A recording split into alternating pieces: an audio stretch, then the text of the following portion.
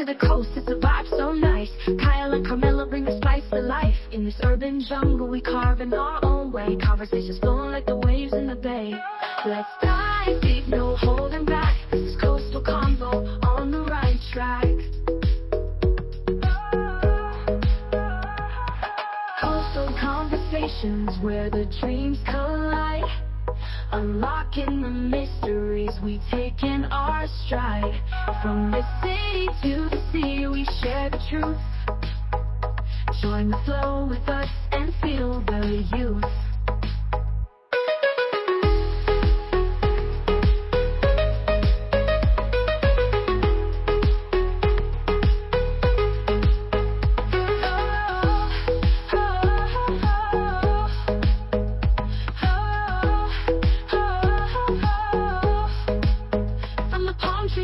To the city's beat, we discuss the hustle, the struggle, and the heat. From local stories to global dreams, with every word spoken, we stitch our scenes. Tune in tight, don't miss a word. With Kyle and Carmela, let your voice be heard. Coastal conversations where the dreams collide. Unlocking the mysteries we take in our stride. From the city to the sea, we share the truth. Join the flow with us and feel the youth. Tune in tight, don't miss a word. With Kyle and Carmela, let your voice be heard.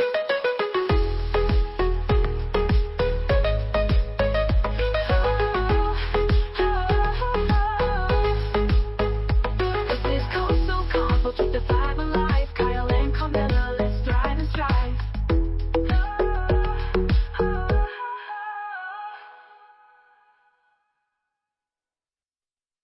You are now listening to Coastal Conversations. What's up, everybody? Dinosaur dicks and turtle tits. I think we just started a podcast, babe. We did. We started a podcast. Turtle tits? Turtle tits. Yeah, and dinosaur dicks. That means we're doing shit big, major.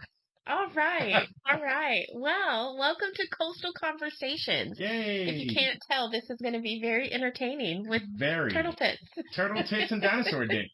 Cover your kids' ears if you're around. This podcast it can be kid friendly, but this is really for adults. We're trying to bring you guys trending topics, things like trendy news, and then we're going to touch on some politics. Not too much, but we're going to get there. We're going to talk about the adult things that matter to you and that matter to me.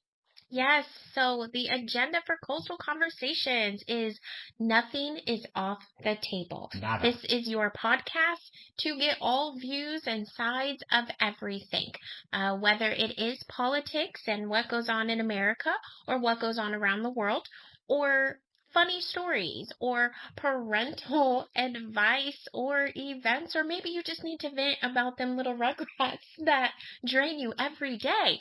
That's okay. We're going to have special guests, psychologists, attorneys, local people from around here in the Central Coast of California, etc., family members. It's going to be good. So if you're looking for a podcast that you can run to listen to for everything on the table, then this is definitely the one you want to tune into. Absolutely. We're glad you guys are here. We got a great show for you guys today. We're going to talk about Donald Trump. We're going to talk about politics. We got the Grammys. You don't want to miss this. It's going to be a great show.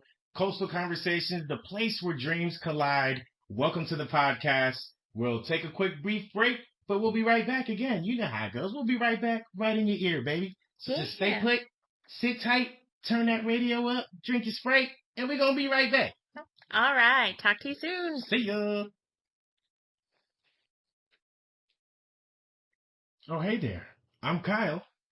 And I'm Carmela. And this is Coastal Conversations. And we are back.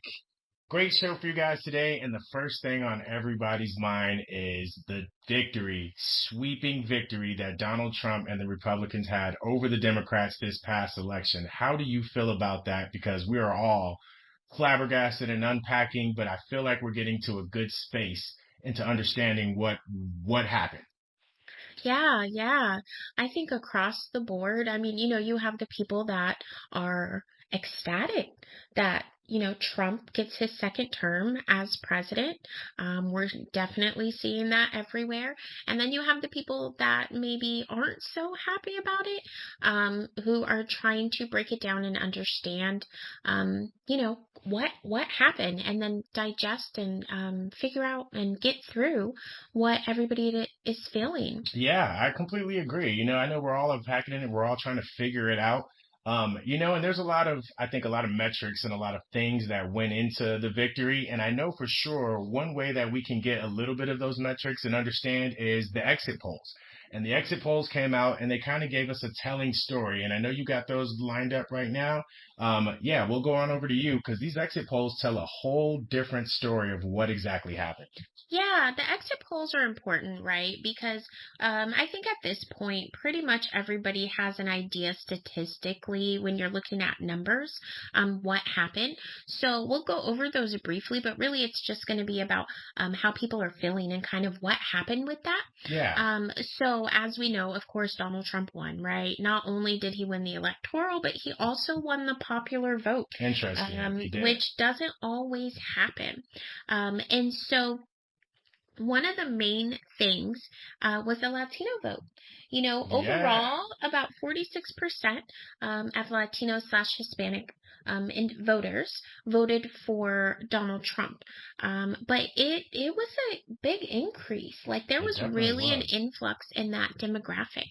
If we break it down a little bit more, then we see that the Hispanic / Latino male voted 55% for Donald Trump versus 38% of women. Wow. So, that's one of the demographics that we don't want to say was not expected, but perhaps the Democratic side wasn't so tapped into. Yeah. But looking at the numbers, 55% men compared to 38% women, I definitely wonder. It makes me question: are their households divided? Like that's a good enough differentiation between the two. What do you think? Oh yeah, I definitely think that the numbers are showing that there may be houses that are divided because you have younger Latino males and women that may have voted for Kamala Harris, and I believe some of the exit polls show that there was a divide.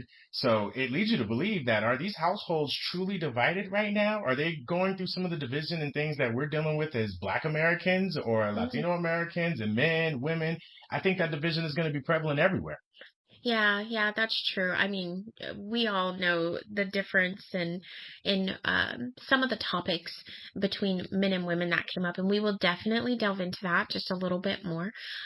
As far as the Latino vote, though, why do you think there was actually such a big difference between, if you're just looking at men versus women within that demographic and how they voted? I think it may come down to it. Let's pose it as a question. I feel like the question that we all want to know and we want to ask is, are you really closing the door on, family members who may still be in Mexico or still who wants to come in, or South America or any of those other countries where we see a large influx of immigration and migration coming from? Is it possible that the ones here in America kind of voted to say, hey, we're here and we don't want anybody else coming in right now, and you guys need to, figure it out and find your own path to citizenship? Because that's appalling. That makes you kind of go, and then again, I'm not a Latino male or female, so I can't really speak for what's going on in their culture, but it does make you wonder if there are situations going on where this is potentially them planting their flag in the ground or drawing a line in the sand and saying, we're here, you guys aren't, but you're going to have to figure it out. That's actually really interesting because, one of the very first things that Donald Trump came out and said after being elected was about immigration and deporting a massive amount of people. So how does that household feel? If you have your dad per se, maybe he's an older generation or not, but and he voted for Trump, and then you have other members in the household that did not. Like, Yeah. how does that affect everybody? And then I guess we have to look at too, also beyond immigration, because that might not be affecting all of the Latino / Hispanic demographic. Maybe they're, second, third, fourth generation that are here. Yeah. And all their families here, and it's not something that really affects them. So why would they vote? What made them, what was missed on the left to cause such a big swing and increase to the right in their vote? Yeah, that's something you really have to look into. I'm interested. We're all interested in that. And I think as days progress and as days go on and we start to unpack and really understand what's going on here, we'll start to be able to have those conversations. And I think it'll become prevalent. But it is something, crazy that you have to consider. So now going into it, I'm interested to see what women, the man and women ratio makeup is for this exit polls, to see what we got going on there. And I know we got it up on the monitor. Okay, we got it up. Yeah. So if you break it down as far as like red versus blue, right?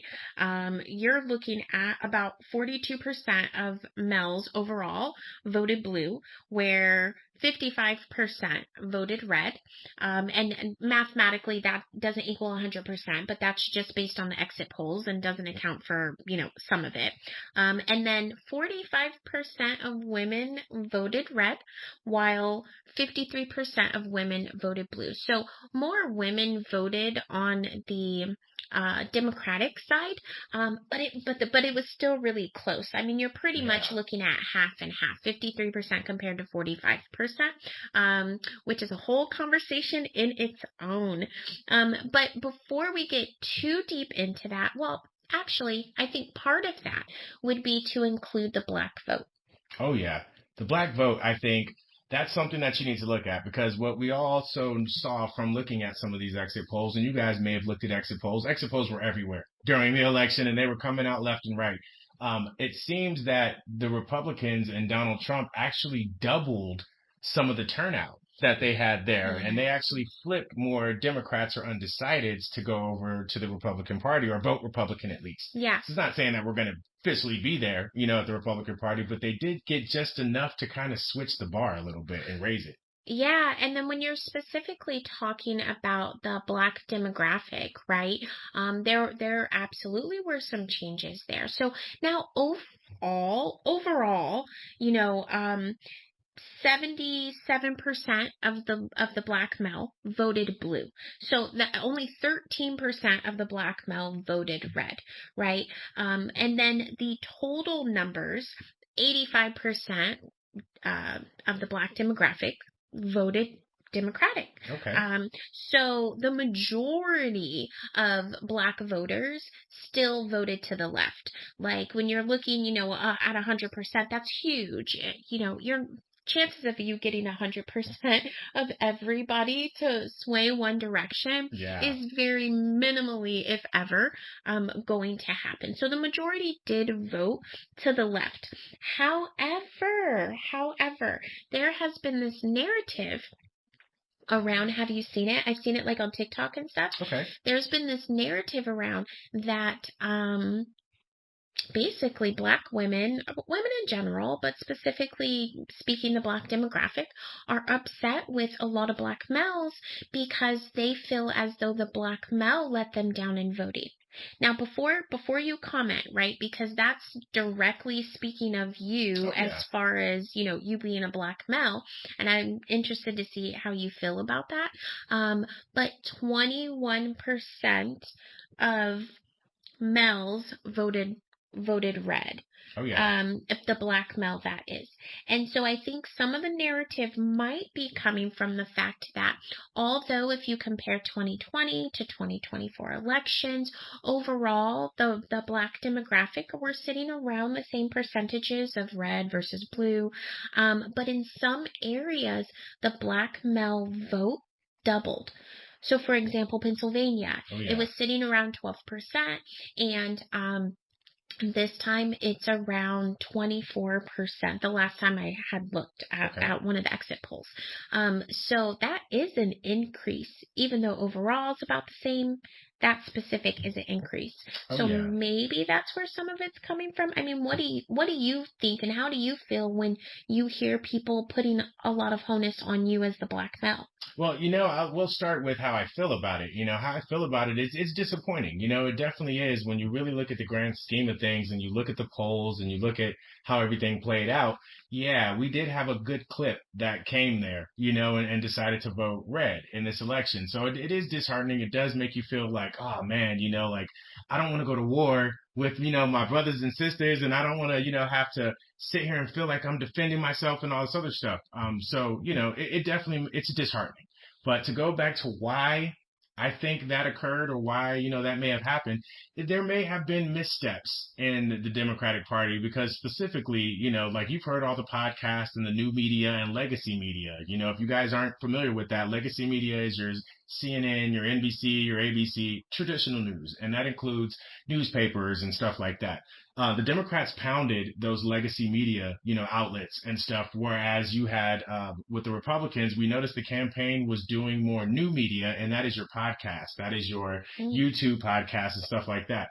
Well, in that legacy media, there are certain podcasters who lean more or have a big following of young males or black males, right? Specifically, Joe Rogan is the #1 podcast for black males, for young males, but really for black males. A lot of people didn't know that. That's kind of like, I don't know if a lot of people know that. You I don't think they do. Joe Rogan and think all these black males are tuning in. Yeah, and that's exactly what's happening. So, with Kamala not really going to, she didn't do Joe Rogan, and we were kind of disappointed, because we knew, hey, these young males, they listen to that.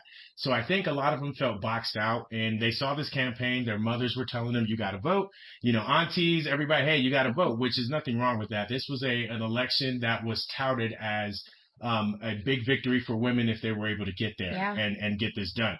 So with that, which everything's fine with that, but with that, I think some young males and other demographics started to feel as if though they were boxed out, or that they weren't being included, or they weren't being, catered to, because we know how the Democratic Party can get, when they're getting ready to court these voting sects, they come out hard and heavy to court, and so do the Republicans. Specifically for black voters. Specifically, the Democrats love black voters. We know that we're their darlings, and for young males, the same thing goes. But until when it's time for the election, or time for that, that's when they like to show up in force, right? Yeah. They come in hot and heavy when it's that time. Other than that, we kind of get left to the side. So, I think that feeling of being left out, left to the side, kind of infected that young male. I won't say infected, but kind of spread. The sentiment spread amongst young males, and it caused a rift, and where you're seeing more people lean or sway over and vote to the Republicans. Because with that legacy media, with the new media, you have a more time period with that candidate. So you're there for 3 hours, 4 hours talking to a candidate. And regardless if you're saying the most craziest stuff on earth, it doesn't matter. You're connecting with the people personally. Yeah. Everybody listens to podcasts, and everything is so go now. And people are just tired of mainstream media. That's a huge part of it. Well, first, can I say to my beautiful black husband that... Completely. I married you. You're welcome. But thanks. I don't agree with the narrative being painted that black men let us down in the election. That's good to hear. That's refreshing. We're talking about 13% of overall, and 21% of the black male.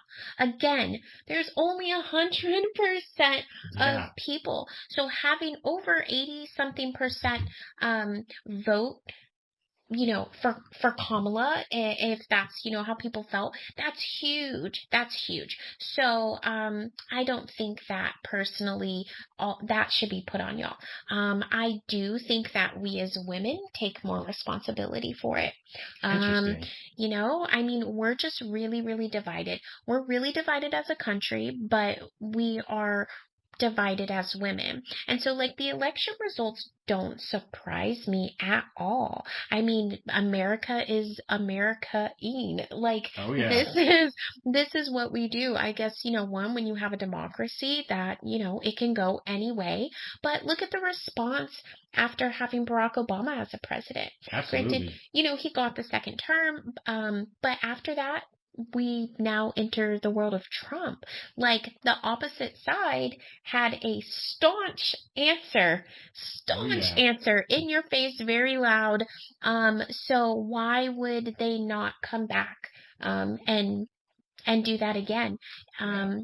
So it doesn't surprise me at all. I think that women need to take more accountability wherever it is that you are on the line and whatever your beliefs and morals and values, and we can argue and go back and forth on whatever that means to everybody, right? Everybody's different, but like I'm disappointed in women. Like, I know I'm supposed to have this kumbaya, yeah, sisters stick together, and we can do that and everything, but like, my gosh, like, will we ever actually have a woman president? I mean, because let's be real, like, she was qualified. Hillary Clinton was qualified. Granted, I wasn't excited about Hillary Clinton. I think a lot of people were. Yeah, she was boring, but she was super qualified, but she was boring. And there were some things that she did that I didn't agree with. I think that Kamala would have been a really good fit. But for whatever reason, America answered. And yeah, so, one of the things as we digest all of this and we try to figure it out, it's about going deeper into the why. So awareness. Obviously, we were talking about like the Latino and Hispanic community, what's going on there, what was missed. Somebody didn't see something or wasn't in touch with something. But I think it was more than that. So really, I think it came down to how people felt. Yeah, I would agree that it was definitely about how people felt. And I know once we move into this second part of this segment, because as we're going to pay some bills quickly here in a sec, but when we come back at the top, we're going to discuss more into kind of what went wrong and the path forward. Because I think we really need to get into that now that we've kind of digested and again, guys, we know it was a free and fair election. A lot of people came out and voted. Democracy worked. It may not have worked out how we wanted it to work out, and our candidate or your candidate may or may not have won. But, democracy works. So, I guess we can, in a silver lining of things, we can say that's a kudos. We did good. There wasn't a lot of violence. That's amazing. But I think we'll take a quick break and we'll come back in with the path forward and what now? Because I think that might be a very pertinent kind of section that we really need to get on to try to initiate some of this healing that we know you all need right now. Yeah. All right. We will be back in just a minute. Coastal Conversations. You are now listening to Coastal Conversations. All right, welcome back. So before the break, we were just going over some basic kind of statistics and where things stood with the election. I'm sure people are tired of the election and are happy that it's over at this point in time. But the reality is, we do got to kind of break down. A lot of people had a lot of feelings in both directions. And so, figure out what happened and how it is that we do move forward so that we can really move forward. I mean, we have to heal, going forward and healing and looking at this systematically, breaking it down, understanding the exit polls, understanding some of these demographics, understanding what might be our choices in future candidates and stuff. All this is all encompassing and I think plays an important role into, what happens. So when we start to unpack and really start looking at, okay, what's next and what some of these sentiments are and how we're going to move forward, you really have to look at all the other dynamics at play here. And I know you got some more statistics and dynamics there that are going to help shed some of the light on a potential path forward for everybody and for these party lines. Yeah, I think one of the biggest I know, we all know. One of the biggest issues that came up was the economy, right? How is the economy doing? And, I'm going to share some numbers because it's really going to put it into a perspective if people haven't actually heard these numbers. And then we can break it down a little bit further, right? So when we're talking about the economy and we're talking about inflation, that's the big one. Everybody feels inflation, The I right? word. So we kept hearing the left talking about, oh, the inflation numbers are getting better and all this stuff. And in actuality, it was, right? So basically, when Biden became president, we were dealing with COVID and the pandemic. Oh, yeah. And so the numbers of inflation, it ballooned. It was basically like 1.4 and it increased up to like 7. Wow. It was huge. So if you don't know, the ideal range when you're talking percent for inflation is about 2%. Anywhere from 2 to 3%, but 2% obviously being better than 3. And what that does is it allows stability for our economy. So you're talking supply and demand. That's a good percentage to be around. You can go below that, but there is such a thing as going too low on the CPI, on the inflation. Really? Yes. For example, if you go too low, then the demand for products goes down. If everything is readily available and it's super affordable, but there's an abundance of it, right? Like the demand for it can actually do the opposite and go down. Oh, yeah. Where even though sometimes things cost more, there's not as much available. People are like, oh, I want to be the one to get that, right? Like, yeah. So, oh, yeah. So it really is a balancing thing. Okay. Checks and balances, So people. exactly.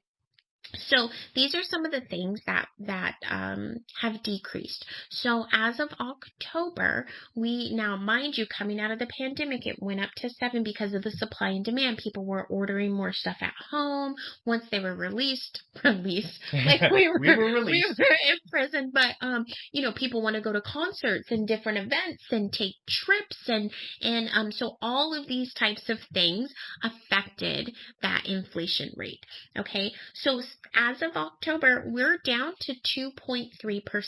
So every year under the Biden administration, the number really did go down. So some of the things that have went down when you're talking actual products and services, the energy cost has went down. So this is like gas, fuel, oil, that type of stuff. Okay. Shelter prices are going down. They slowed down a little bit, but it is going down. The cost of vehicles, new, used, these types of things have all went down. However, Okay. even though these numbers look pretty on paper, right? Our range is 2% to 3%. We're at a 2.3%. You think, wow, we got up to a 7. That they really have been putting in the work. People didn't feel it. So you can come at people with these numbers and these statistics and all this stuff all you want to, but how are you doing day to day? So the cost of food is still up. Oh, yeah. Transportation is still up. Sure is. Rent is still high. Definitely. These are all effects from the pandemic, but that's our day-to-day concerns. It is. And, a quick point before you continue, too. A lot of people, when they were saying they were doing better underneath Trump, you try to wonder, how is that so? But you know what I think it is, though? I think people say that because during the pandemic, places like California and other West Coast places, we were shut down, right? We were completely shut down. Economy was hurting. People were out of jobs. People couldn't go to work, couldn't have any leisure time.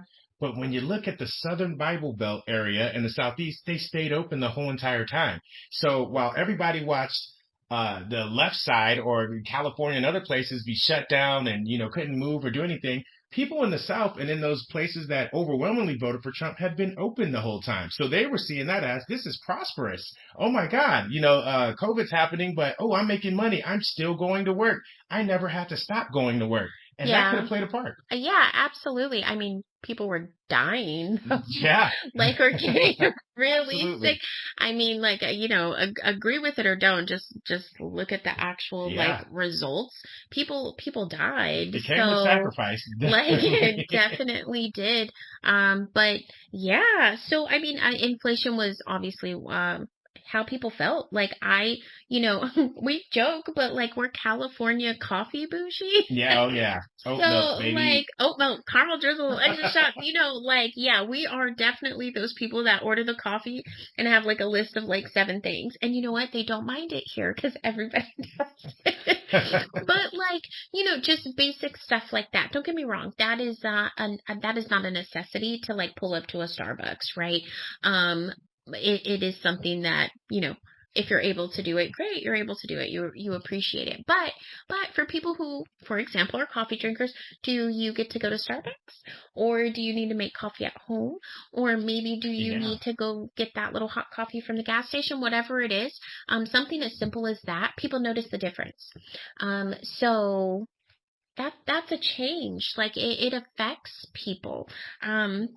Yeah, affecting people. I mean, and then, that's how they vote. We know that they're going to vote by how they feel. How do their pockets look? Yeah. Are they starving? How does that fridge look? And, how's their rent? What's going on? Gosh. So, I'm not mad that everybody kind of overwhelmingly went Republican. It just seems to show that they felt like this is their best path forward. And as Americans, we can't, there's, things that hurt and that suck. We can't really be mad at that in a sense because, everybody had a collective vote and they figured out, hey, I'm not doing good. And we may have been doing good. You listening may have been doing fantastic and was like, you know what? I'm ready for, ready for Kamala. Like, let's do it. Let's go. But those other people may have been like, how am I going to vote for a new president, or somebody that I'm not familiar with, and I'm starving right now. And even though they're all lies and basically lies, and he played you guys or played people, Donald Trump came in with the thought, remember how it was in 2020? Remember all the money and the PPP loans and all the things that were coming up, knowing you got to pay it back. And matter of fact, you're going to jail. If you use them PPP loans and you got to a Winnebago, yeah. and you got something crazy, you're going to jail. So, yeah, I think people, just how they're feeling and their sentiment at the time is definitely playing a part in what's going on and how we move forward. But it's going to be crazy because moving forward, if some of the I don't want to say policies because, they were concepts, but, I'm just saying, I'm just repeating, I'm just quoting, if things are enacted as Trump is saying, then, when you speak to all the economists, it's going to get a lot worse, guys. I personally, like, it's common sense, but, you feel how you feel, and that's how people vote. What did you wake up feeling today? I think one of the other things was, you mentioned it earlier about getting boxed out. The Kamala campaign was really heavy on this is for women by women. Oh yeah. And I do not disagree to that sentiment. Like, this was clearly a very important election when we're talking about women and women's rights and our choices and a whole lot of different things. Yeah, that's huge. I mean, there's even, equal marriage is on the table. Yeah. Again, I mean, if we could really go deep, I'm sure y'all have heard all of the talking points on that. But even though those issues are important to me, especially having 2 daughters. I'm not having any more kids, by the way. Nope. Who needs my ovaries? You can have them. But being able to allow my daughters to have different choices is really important. At least to me, right? However, they went so hard on it. And again, I'm not saying that shouldn't have happened, but it did box people out. What about if you're not a woman? What about like the white male? Or so I think that played a part as a non-woman. What do you think? Yeah, absolutely. I definitely think that plays a part because then, like you said, inclusivity. It's funny how, you have the left who was all about inclusivity. And then now we came to a headway where you have on the right, people going to the right because they were saying they weren't feeling the inclusivity. There's that weirdness going on. Actually, you know what this might be? This might be an exodus from party politics. You know what I'm saying? It could be definitely like, I guess they call it identity politics, right? It could be a move away from a Democratic Party and a Republican Party. And this could be just people, right? And remember we were talking about the concept that is it possible that when you select a candidate now from these major parties and stuff, that they're the financiers, regardless of it being Democratic or Republican, it's just like, well, we'll finance it. We'll pick an independent or somebody like that can resonate. And then we go from there. And then now you're not looking so much as I'm a Republican, so I have to have these talking points and these lines. Because Donald Trump has shown that doesn't matter anymore. Facts. Completely true. You're right. So many people are tired of, okay, well, this side and this talking point, and this side and these talking points, etc. Like, people are just over it. I think one of the things that attract people to Trump is he just says whatever he wants to say. Now, don't get me wrong. A lot of it is misogynistic. It's racist. It's, all these different things, sexist, just messed up. Like, just completely, pardon my words, but that should be fucked up. It is. Like, and let's not get it twisted really quick. He definitely ran a racially divisive campaign, one of the most racist campaigns in history. But people didn't care. People didn't care. Like, it did not change their views on or sway them from not voting for him, because it put out this perception that this person doesn't fall in line. They're not stuck under that umbrella of Republican or Democrat or whatever it is. And, as abrasive as a lot of stuff is that he says, and it is very offensive to many people. On the outside, it looks like he's fighting. It does. It's translating, and like I said, we're getting away from this identity politics. It's translating into, we want to see that scrappy person going in there, getting in the face of these politicians and stirring up trouble. Because most of these people, when you really look at it, are saying, oh, I love Donald Trump because he's not the status quo. He's not a typical Republican. He doesn't really have loyalty to any party lines. He is does whatever he wants. And whoever wants to fall in love and pay him money and help with this campaign and all that, he's open to. You could pay him. He doesn't care. He just, he just does his thing. Yeah. But you know what? That's attractive. I mean, let's be real. I'm tired of just being handed candidates. Like, here's this old white guy. Here's this other old white guy. Yeah. Here's this, whatever. Like, when are you actually going to listen to what it is we're asking for, and then not just come pander for our vote and be like, by the way, this is who it is? Like, that gets old. I want to see somebody who is fighting for the people and not being so constrained from, well, this is the political party affiliation and these are their views. So, like, I might think this over here, but I have to kind of watch how I say that and how deep I go into that. I think that is a huge part of what's going on in America and why we got somebody like Donald Trump again. I think so. And, as you're saying that, what's funny is there is a candidate, a potential candidate who is out there who, they're known to be scrappy. They're known to get in your face. They're known rain, sunshine, doesn't matter. This person could be eating a snow cone 1 minute and destroying a politician that is doing wrong for the people. And we both kind of know who this person is. Do you think is this on the Democratic side? Definitely on the Democratic side. We'll give the people a second to see if they can guess where I'm going here, because this person, me and Carmela have discussed, this person is the same exact bravado as Trump, and that same kind of sphere with a different political outlook. Let's give y'all a second to see if y'all can guess who it is. We'll give you 5 seconds. We're humming two completely different things. I don't know what we were doing, but that person, we'll just go ahead and say it. I think AOC, the time now for AOC to come in here and really get... is right. Yeah, I think it's right. To really go in here and make noise. It's funny because, her name was written in by a lot of people. And a lot of people who wrote her name in or didn't send her messages after this were saying, I would vote for a robot, or I'd vote for a cat, other than any of the candidates now. But I tell you what, if you were running, I would vote for you. So in New York, AOC was reelected. There was a massive amount of, or a good amount of people, of voters who voted for AOC and voted for Trump, or voted for Trump and then voted for AOC, whichever direction it was that it went. Yeah, I do not think she is anything like Trump. Let me make that very clear. Sure. The things that she says, I feel like the things she says actually has like a substance behind it. And she knows what she's doing. But the energy, The fight and the energy. and the fight is what it is. She's not afraid to be controversial. She's not afraid to call people out on what she sees as, or the people tell her, is BS.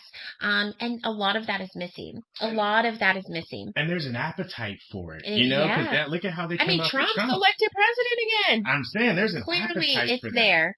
And Clearly, when it's you there. think about, she came under the tutelage of Bernie Sanders, and Bernie Sanders He's a being fighter. 70 and old and a white guy, his time is come and gone. So no Bernie for president 2028, we're not going to do that. But he definitely, he was that fighter. He was that guy that would get in the face, and like he said, no matter if you're tired of seeing me, I'm on the front lines, and I'm going to press, and I'm going to be there, and I'm going to be in your face every day. We need to change this. We need to change this. We need to, how you doing? I'm doing good. We need to change this. So, that's a good look. It could be a good look. You're right. Identity politics is what is going away. It's a new day in politics, guys, and I think that's going away. And we'll wrap back up with this and come back into more and really get back into it as this progresses and as the year goes on, because we'll see. Only time will tell if we are really getting away from identity politics, and that's pretty exciting. Yeah. Well, I'm gonna enjoy the rest of this year before any potential chaos, shall I say. It's gonna be entertaining. I do not agree with the results. I'm so disappointed. I am definitely one of those people. But at the same time, I'm not so disappointed that I don't see a way forward. And I'm out here to like lash out on people. But if you feel like you gotta let it out, let it out in a healthy way, hopefully. Absolutely. But it's gonna be entertaining. It is going to be entertaining. Who wasn't entertained? Or how many times did you come home and you're like, yeah, let me see what happened today, because you knew there was gonna be something. There was gonna be something extreme, or maybe you agreed with, or whatever. But I don't know how many times I laughed and just said, well, all right, all right. But I will say, for those who voted Trump into office, I hope he is a wonderful president for everybody. And in the same notion, when you're deported or your family's separated, or, your rights are taken away as women, or whatever the many issues are, you voted for it. So, you got to deal with it. And that sentiment is no hate, no shade. It just says, it's when just when what you it have is. all this Latino population come out and they vote and they sway, they said what they're going to say, and then, not even a week later, you got Trump saying, day one, deportation is going to happen. It makes you go, But I think that's so enough, sad. man. That's enough of these politics. I'm getting sad now. We're gonna get some trending topics. Happen. I hope it don't happen. But next we got trending topics. We're gonna get our tissue. We might have to take a shot, and take a little break for a second. But we will be back, and we're coming in strong with the trending topics. We got Diddy, we got the Grammys, we got a bunch of cool, fun things coming Time up. to uplift the mood. All right. Election happened. Let's move on. Fuck the election. Yep, till 2028, y'all. All right. We will be right back. You are now listening to Coastal Conversations. And just like that, we are back. We are back on lighter news. Yes. Okay. So we know there's been a lot of things going on in the entertainment industry. One being the ever famous bottles of baby oil. Oh my God. Wasn't the baby oil like infused? Like that's how they were like drugging people or something? I think so. I can tell you're from California because you said infused. So if you're infusing baby oil, that has sinister ramifications. Okay, if you don't know, we're talking about Sean P. Diddy Combs. Yes. What you got for me? So, did he do it? Yes, he did. Diddy has filed for bail again, citing evidence that some criminal accusations were part of a consensual relationship. It says here by People magazine, attorneys for Sean Diddy Combs filed a new motion requesting bail for the jailed music mogul. Claiming that new evidence should allow him to be released in advance of his trial. Diddy, I'm sorry, you're not getting out, my boy. But then again, Donald Trump is the president. it's possible that he could get a pardon. That's, okay, I know you're not guilty until you're found guilty, right? Like that's how the rule of law works. Absolutely. And they have the right to appeal, and they can, keep as many times as however many is it, allowed. But they went so hard for him not to be released. Oh yeah, and anything's possible. I don't, and I want to be serious here, y'all, but at the same time, I'm trying to picture Diddy getting pardoned by Donald Trump. Do you understand the level of Christmas freak off that might occur there? Donald Trump and Diddy in the same room. Hide your kids, hide your wife. Ew. But the ramifications and the fallout if that happens, because if he really was responsible or took part in these different claims, man. I'm just saying, I don't want my children or my daughters anywhere near that, because it's going to be a slippery situation. I guarantee you that freak off is going off in the Oval Office, and it's going to be a movie. The Oval Office slip and slide. So hopefully, good luck to Diddy, man. Whatever he feels like he's going to do, he's going to do. He's either going to stand trial or Donald Trump's going to let him go. Yeah. Also, did you guys hear about Michael Strahan? The game came on yesterday, and Michael Strahan has sparked an uproar. Okay. It's Michael weird. Strahan? Yeah, defensive end for the New York Giants, Michael Strahan. Okay, what happened? So it says here via TMZ that Michael Strahan's anthem stance sparked an uproar. The stance on the anthem, right? What did he do? So it says here, Michael Strahan has found himself in the crosshairs of a bunch of pissed off people who say his stance during the national anthem on Sunday was disrespectful. Strahan's controversial posture happened as the Hall of Famer and his NFL on Fox crew were at the Naval Base San Diego for a special Veterans Day broadcast. Okay. It says, as part of their hours-long salute to service ahead of the full slate of NFL games, he, Howie Long, Jay Glazer, Kurt Menefee, Terry Bradshaw, Jimmy Johnson, and Rob Gronkowski stood side by side for a rendition of the Star-Spangled Banner. So I'm looking at the picture, and we'll have to post the picture up here too, and he's standing there. Everybody has their hands over their heart, but he's standing there with his arms kind of down and crossed. And they're saying, people were upset about that because it was disrespectful that he wasn't standing exactly how colonial soldiers from the 1772 stood when they said the Star-Spangled Banner. Get the fuck out of here. So because he didn't put his hand over his heart, people are having a problem. You know what though? Again, here we go. America. Are we surprised? Look at what. Wait. Are those same people complaining about Bosa making a political statement with his MAGA hat? And that is a good because here we have Strahan, a black man, if you didn't know, who's standing with other people, and it's just the national anthem going on, right? Everybody else has got their hand over his heart. He's just kind of standing there with the microphone. He was standing. That is besides the point, people. I don't think anybody gives a shit how he decides to honor America during the national anthem. But what we are tired of, and we're going to go on a little small tangent here because this is supposed to be trendy, fun news, but America, specifically white Americans, man, because this is where we get it from all the time.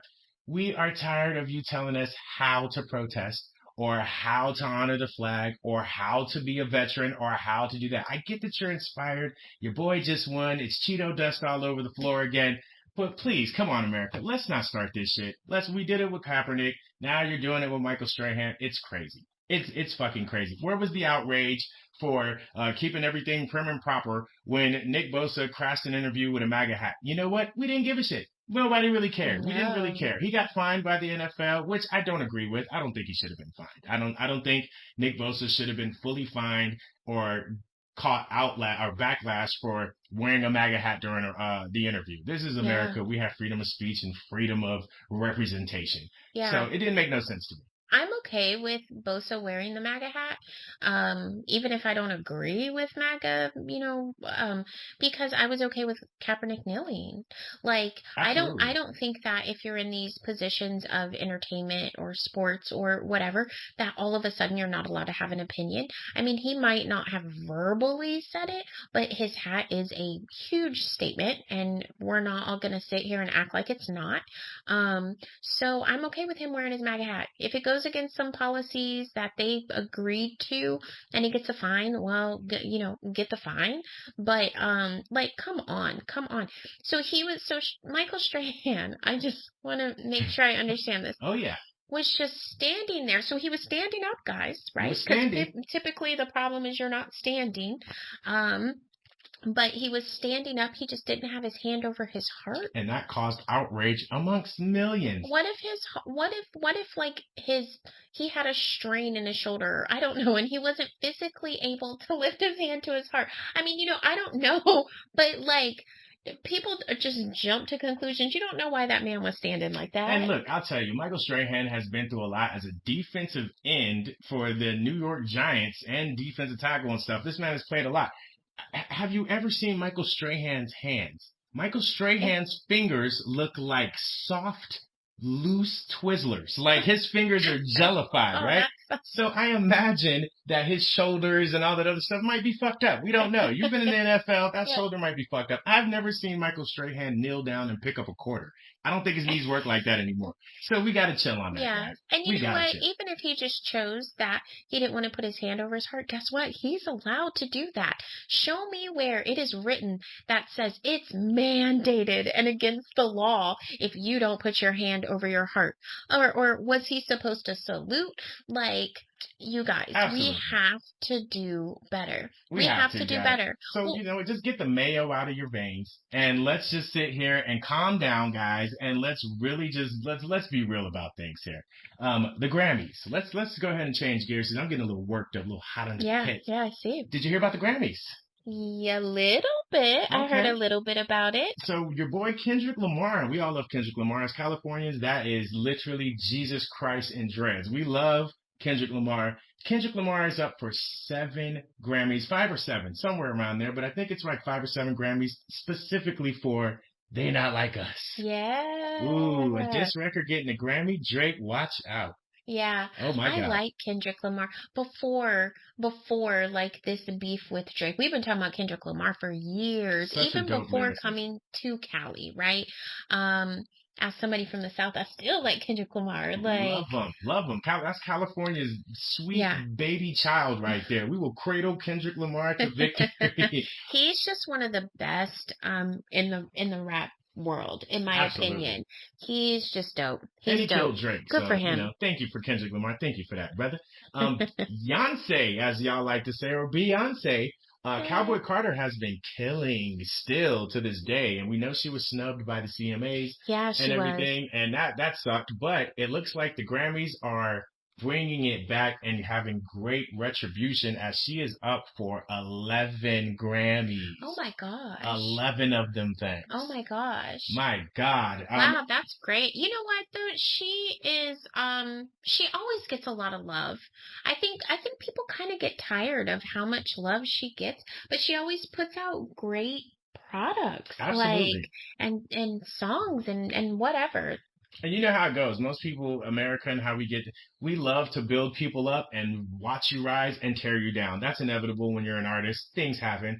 But I don't think what Beyonce, because we know it's going to happen. People have been coming at her that she was with the Kamala campaign. People were like, oh, it didn't work and all that. But you know what? It's hard to argue if Beyonce's her, if she's really her or not, because she has 99 nominations. That is insane. For like her whole career. Her whole career. She is the top of the top. Oh my gosh. So one more and she has 100. One more and she got 100. And with 11 chances, she's going to get that. I mean, she's going to get that. Yeah. Oh my gosh. One of the things that I did hear about the Grammys is the best R&B song. That's what I'm excited about. Oh yeah. Like I like Beyonce and I like Kendrick Lamar. I think I'm more excited about the Kendrick Lamar stuff than the Beyonce because it's always about Beyonce, like or Taylor Swift or like you can name a few of them. So that's not surprising. And then after the CMA snub, because they're paint country to be a certain way. Oh, yeah. I think that might have been what happened. I mean, I don't listen to country like that, so like maybe it was more to it. But I'm excited about the best R&B song. Okay, so I'm gonna let you know who's going. Okay. Are you ready? Yes, I'm ready to hear it. Okay. Let's hear it. They're all good in my opinion. So, Kalani Ooh. with After Hours. Okay, I love that song. Yeah, I play that every time. Thames with Burning. Ooh, Tim's bringing that nice island sound that we all love. That's a really good one. Tim's is That's amazing. a really good one. We have, let's see, Money Long with Ooh. Ruined Me. I really like Money Long. She is definitely a more up and coming right now. Like, I mean, she's there, right? But like, Oh yeah. she is, She gives you she's that everywhere. feeling, that R&B, Yeah. the 90s, that feeling. She's really, really good. SZA with Ooh. Saturn. Ooh. She's also really good. I think all of them have really good music and really good hits, and all of these songs could win. However, Yeah. my favorite, my absolute favorite, Coco Jones. Oh my Here we goodness. go. Coco Jones is killing it. If you have not listened to Coco Jones, you're missing out. If you're not familiar with Coco Jones, maybe you watch Bel-Air. She plays Hillary Banks on Bel-Air, and she's killing it on there as well. Fun fact, Coco Jones did a song with, you know, the guy who plays Everybody Hates Chris?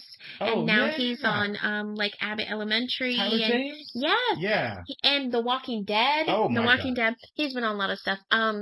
They have a song together, from when they were younger. Oh yeah. We're You gonna know, have to but post hey, that on the Facebook they're page. doing their thing. But anyways, yeah, no, Coco Jones, every single time, it doesn't matter what song comes on, and I like all the other ones too. But like, let me go ahead and replay that. Oh yeah, I agree with all of those, and I'm glad R&B is coming back to that feeling, man. You guys, we love R&B. You know, we used to fold letters. Do you like me? Yes or no? You know what I'm saying? With Tevin Campbell playing or something like that. Now let's take it out even further. How many of y'all actually used to take your phone and record your voicemail message, and if you fucked up 5 times, you were pissed, but you would turn that shit on, and it was, can we talk? I ain't on the phone right now, but if you leave your message, then maybe we could talk. So corny, but we love it. Yeah. Guys, that's 90s. trending news. Yeah, man, everything's going dope. I love trending news. We love all these great things. I'm so excited for the Grammys and things coming up. We're going to take a brief break, guys. We've been having so much fun. And guess what? We're almost halfway done. More, yeah. This is crazy. Okay, but when we come back, then I'm going to share with you, babe, some funny, kind of interesting stories around the world. That's Are good. you ready? So what the fuck news next? What the fuck news? What the fuck news next? WTF. Let's take a break, and we'll be back with What the Fuck News, guys. Yeah. Oh, hey there. I'm Kyle. And I'm Carmela. And this is Coastal Conversations. It's time for What the Fuck News, starring Carmela. What you got for us today on What the Fuck News, babe? Nice intro. You're not supposed to know that was an intro. I'm supposed to just be. Oh, it's still funny. Okay. Yeah, okay. So let me tell you the first story. So I looked up some different articles, you know, get off like the political stuff, right? Oh, yeah. So, did you hear about the monkeys that escaped from a research lab? I'm intrigued, but I'm nervous at the same time. Hit me. Yes. Okay, so in South Carolina, sometime last week, like around Wednesday, I believe, there were a group of 50 monkeys. Okay, 50 monkeys. Now, this is a research lab that could have possibly escaped and went into the streets of South Carolina. So they did like a follow the leader, monkey see, monkey do. 43 of them escaped out into the streets of South Carolina. Okay, 7 stayed behind. I guess they got scared. I don't know. But the citizens in that area were put onto alert and told to like secure their doors and stay inside as these 43 lab research monkeys invaded their neighborhood. Rewind. Hold on, rewind. Wait a minute. Bring it back.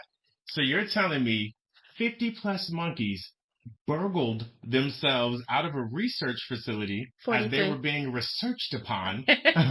They no telling what that research was going on with them, and then found their way mobbing in the streets. Is what you're Yes. telling me? Okay, so like a few days later, they caught one. Now they have recovered like 24 more. So basically 25 have been returned to the lab. Now this lab does like vaccine testing and experimental Interesting. like medical surgery procedures. Yeah, and so out of the 43, 25 are back, but they're just the rest of them. They're just roaming around the streets. Can you picture that? What? Can you I can picture? picture. Now let's have a little moment here. Let's close our eyes, everybody. Take a deep breath.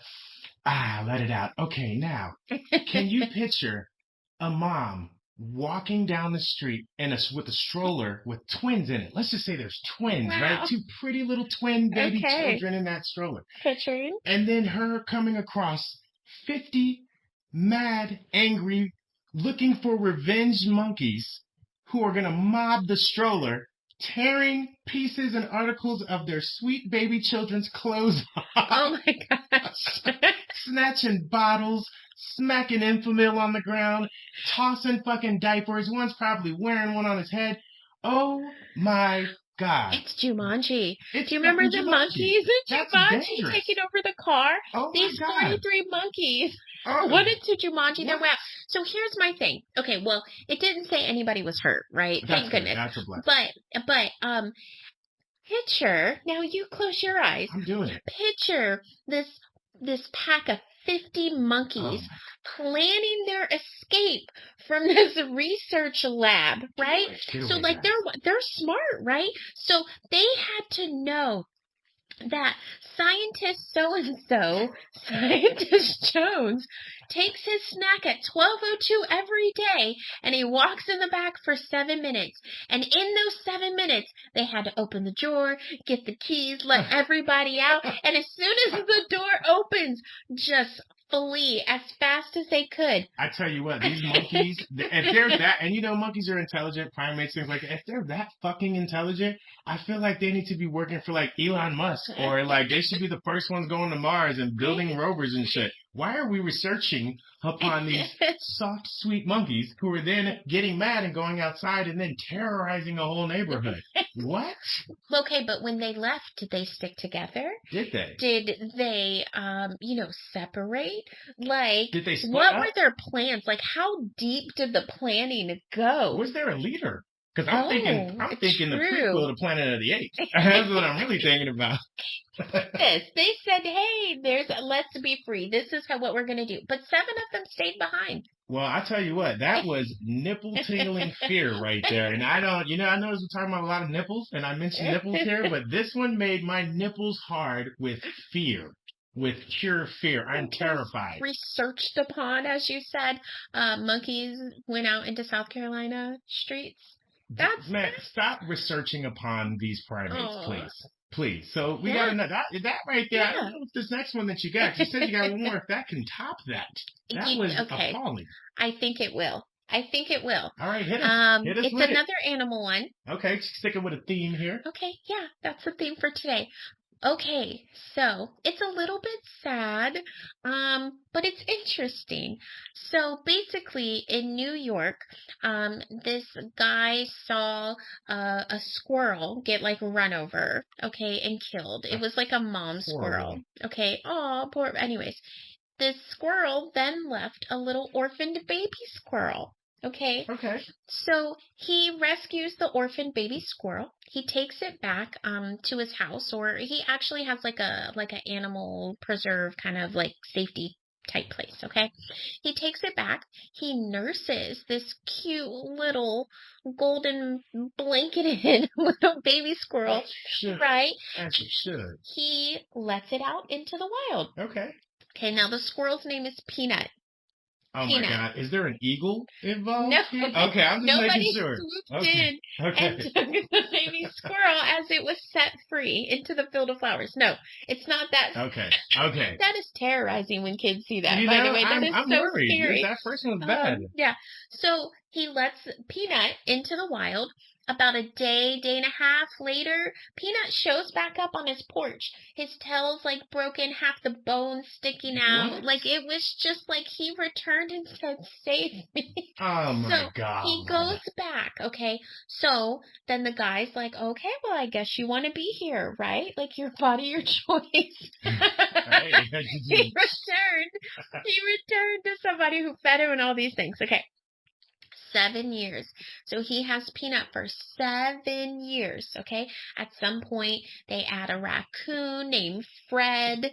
I don't know if there was other, but they got some little pals, okay? It's like a Disney movie so Yeah. far. So 7 years later, Okay. the neighbors complained that he had wildlife. Okay. His house gets raided What? with a warrant specifically looking for a squirrel. They snatched Peanut up. They got Fred, the little trash panda. What? Yeah, and they took Peanut and Fred away from the guy. 7 years later. Oh my Yeah. God. It gets better. Okay. Well, it doesn't get better. It gets sadder. Peanut was euthanized. Oh my America. America. So hold on, let's unpack this. Let me tear the tape off. Let's cut this open with the X-Acto knife. Open the box. What in the fuck are we doing having human people have a warrant on a squirrel and a fucking raccoon? Actually, this is your warrant. I need to find a squirrel. I started to see that little blue cartoon bird that you see on Bambi, and it was tweeting around your thing, and I'm just like, oh, there's probably a white lady dancing in flowers, like twirling, it's beautiful and whistling. No. This shit sounds like it was produced by M. Night Shyamalan and fucking, what's the other guy? Rob Zombie. It in is this a fucking Bambi Blumhouse movie. production. It ended in death. Oh my God. So, I picture a warrant, you got these people. So did they throw a flashbang in the house? Oh my gosh. Did they kick the door in? Did they find that sweet? Everybody get down. We're coming in for the squirrel. The squirrel, though. And the raccoon got wrapped up in it. Oh my God. Did they see that sweet baby squirrel in like a little squirrel bassinet? And then here comes the AR-15 muzzle stuck into the baby squirrel's That's so messed up. What kind of neighbors?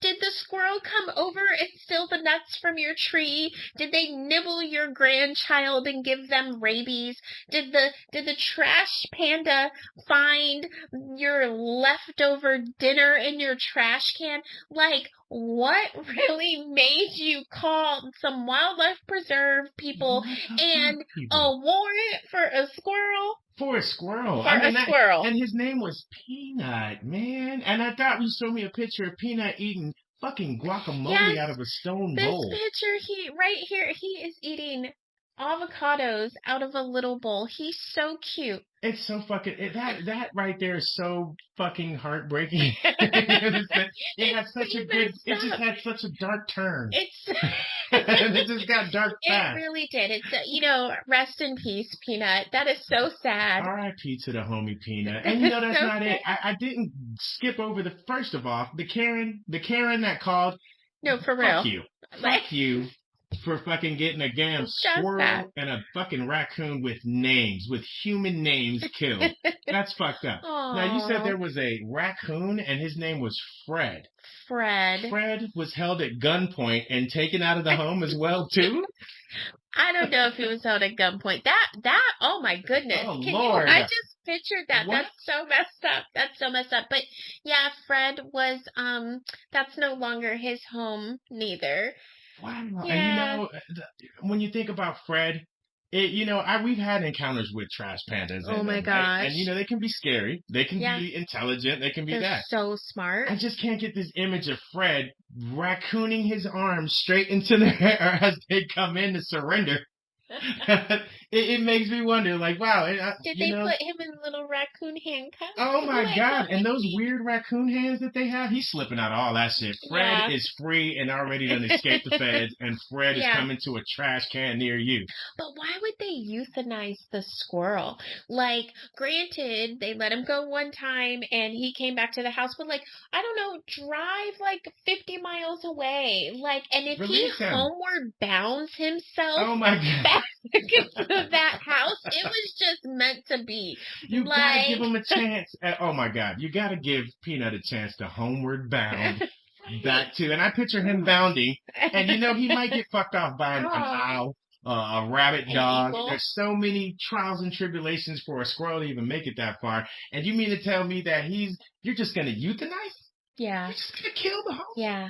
Oh my God. So Well, that was today's WTF news. what the fuck? I had a Actually. great time on this one, and I had to try not to knock this microphone down because I was laughing so hard. So if you guys hear me chuckling off of the mic, it's because I damn near died. I damn near died. That's so sad. I feel so bad for Peanut. Well, after that, I need to take a shot, a break. I need to say a prayer. I need to build a little memorial and casket for Peanut and Fred. And we're going to be moving right along, guys. So we're going to take a quick break. We'll come in with the wrap up. Stick with us. This is Coastal Conversations. You are now listening to Coastal Conversations. We're back, everybody. How are you doing? I hope you've had a fun time with us as, you know, reflecting, looking back. You know, the election happened. You know, it happened, guys. Donald Trump is the president, so we're going to have to deal with it whether you like it or not. So, you know, make sure you protect your family and protect yourselves, man. Protect your mentals and make sure you stay fluid, man. You got to roll with the times, baby. Yeah. How can you use whatever is going to happen with you? Oh, yeah, that rumbling noise you just heard was my phone. It was on vibrate. I apologize. Yes. I saw you look. I sure did look It may at have been you. other Like, really? entities that may have Really? shown themselves. Anywho, Anyway. as we were saying, and Yeah. we're gonna leave that in there too. Do you see what I gotta deal with? Hey, Yeah. you know, when you start getting delirious towards the end of a podcast, we've been at this shit for like 6.5 hours. We did Oh my 24 gosh. hours the last day trying to really get it together. Weren't satisfied. Decided to come back and do it, but these fucking mic Perfectionism. levels have been kicking me in the dick since the beginning of this And morning. turtle tits? My tits are fucked up. Anyways, Yeah. yeah, no, we move on. And then, yeah, we did it. We did it. We I did think it. we did First this shit. podcast episode. Each one will be a little bit, it'll be different. So, we got some mental health and some other things coming up that is just going to be really good. But I'm excited. Yay! I'm very excited Thanks for too. This sticking is with a us. good one, guys. This is a good one. Thanks for sticking with us and riding with us. And whatever you guys got coming up, what we got coming up? Let's see. We got Christmas. Christmas is coming. The How did I know holidays. you were going to say Christmas? The holidays. Yes, get out of my brain. I live there. Is it just me, or is Christmas coming earlier and earlier every year? Jesus effing Roger Christ. Oh Yes. my gosh. I'm sick of it. You know what? Now you got me going. You got my gears grinded with no Diddy oil on right now. And I am fucking tired of Christmas showing up in June. We gotta stop that shit. Oh my gosh. We gotta stop that shit. Do you know, we were going to get like the last bit of Halloween costume. So our youngest daughter, and her friend, and it wasn't even Halloween yet. And there was so much Christmas stuff out. Like, we couldn't even get stuff we needed because it was inundated with Christmas stuff. I don't, with the fucking snow's not even on the ground yet. I mean, No. how is it 92 fucking degrees outside and we're talking about Christmas? We talking about Christmas? Fuck that. Like, Yeah, look, guys, it's a we at beach least, Christmas. I think there should be a law. I'm gonna go ahead and say it. And anybody, Donald Trump, if you're here, I need you to sign one strong piece of legislation in that it is a felony punishable by 25 mandatory years in prison if you fucking mention Christmas before it gets cold outside. If it's not November 15th, We don't want to hear shit about Christmas. Mariah Carey, stay your ass in the house with that black witch wardrobe or whatever that you had. We don't want to see the fucking candy canes and holly and pumpkins and shit. Sit your ass down. It is not time. All right. It's well, not time. You got some strong feelings about that. Oh, That I'm big is mad for today. sure. You know what though? Actually, I'm gonna jump on your boat just a little bit because yes, like there's already so much pressure when it comes to like these holidays, right? Let's be real. We are society. We go all out here for Christmas, and it's too early. When did Mariah Carey and like her fortune turn into like Christmas? When did that happen? I don't fucking know. So every year, for the last couple years, she keeps coming out with these songs like it's time. Like they are like going in. I think this year she like defrosted or the ice melted off or whatever it was. It is not helping. It is not helping on November 1st. Like, can we get through like Thanksgiving?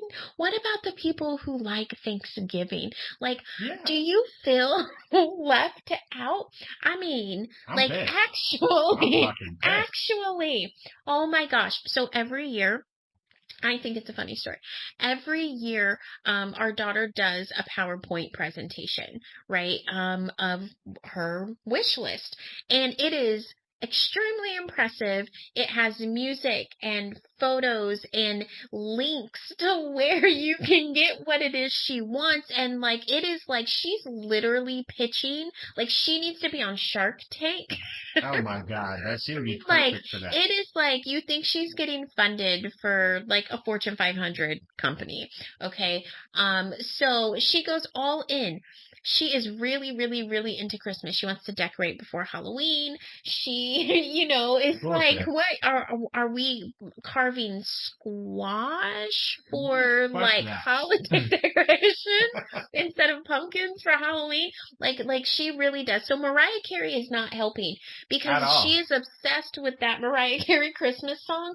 She plays it every year. Mm-hmm. She has already started. I went into her room today and she said that her TV was on like through the whole night. This is in the morning playing Christmas music. That's like while she's sleeping. Okay, so like why Mariah Carey? Mariah Carey, this is for you. You know, I hear Donald Trump has a hit list. I hear he has like, you know, some people that he's like, yo, I'm coming for revenge. Oh my gosh. I'm petitioning that we put Mariah Carey on that list because she's fucking up the whole program right now. Got kids playing Christmas shit all extra early and stuff. It is scientifically proven. And if you guys watch the Menendez brothers or anything like that, anybody that starts fucking worshiping Christmas in fucking June or July, they're a serial killer. They kill people for fun. Wow. They're going to kill somebody. You have the proof for that? Menendez brothers. They loved Christmas. They were ready for that shit. Jeffrey Dahmer looks like the type of nigga that is gonna put a fucking Christmas tree up in the middle of June. 4th of July, it's Christmas time. Yeah. That's some Jeffrey Dahmer shit. Yeah. Jeffrey Dahmer shit. Oh my gosh. But I mean, you know, actually, we need to go all out for Christmas this year just because we don't know. Okay, on one side, you don't know the chaos that's going to come starting in January. And on the other side, you want to celebrate anyways. So like maybe this year we should just, you know, we should start Christmasing now. You might be right. Because. You know, you might be right. We know it's coming, so I think in the appropriate time frame for which Christmas should be celebrated, we should definitely start Christmasing, and Christmas is hard.